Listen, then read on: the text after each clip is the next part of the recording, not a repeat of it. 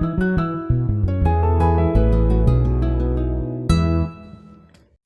everybody, so I wanted to do a post today about Thanksgiving and kind of the challenges that can go with that this time of year. Anytime you have a major holiday that basically revolves completely around eating, it can be very difficult, especially as a weight loss surgery patient.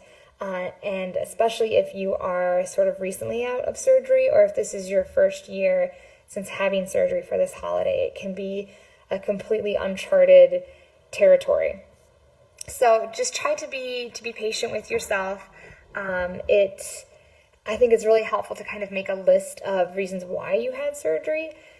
Those things that don't involve food, of the reasons that you decided to make this decision. And then also making a list of things that you're grateful for that don't revolve around eating, basically. So whether it's family, friends, job, health, work, having a house, whatever it is, to kind of keep you focused and centered on those things that really do matter. It kind of sounds corny, but that can be really important as you kind of go into this day and go to whatever gatherings that you may have on Thanksgiving and around this weekend as well.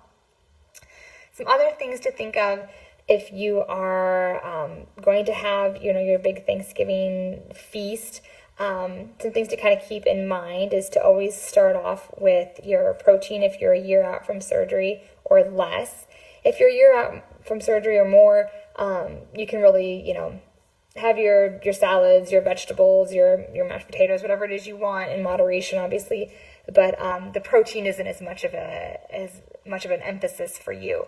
But if you're, 6 months or less from surgery, especially, try to focus on having that turkey first. Going for a dark piece of turkey, the dark meat, over the light. We kind of think of the light as being healthier usually and lower in fat, which it is, but the dark meat is usually a little bit more tolerated. So that could be a good one, especially if you're, really kind of early post-op, so less than 6 months or so.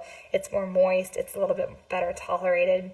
You can add a little bit of gravy to that, again, for the moisture, or mixing it maybe with some mashed potatoes or like a sweet potato casserole, just to kind of add that moisture. Remember to chop things, especially the meat, into bite-sized pieces, dime size or half teaspoon size, kind of as your guideline. Again, you could also add maybe like a cranberry sauce to this. Just be careful if there's a lot of relish in it, because that can be difficult for some people to tolerate. So other things are good, your mashed potatoes, your traditional green bean casserole is always good. If you're 6 months or more out from surgery, a lot of salads are nice to have.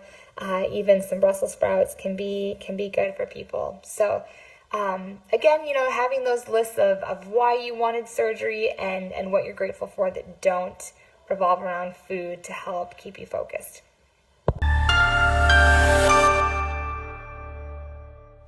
Got questions? We would love to hear from you in the comment section below. Tell us what else you want us to cover. And do not forget to share and like this video.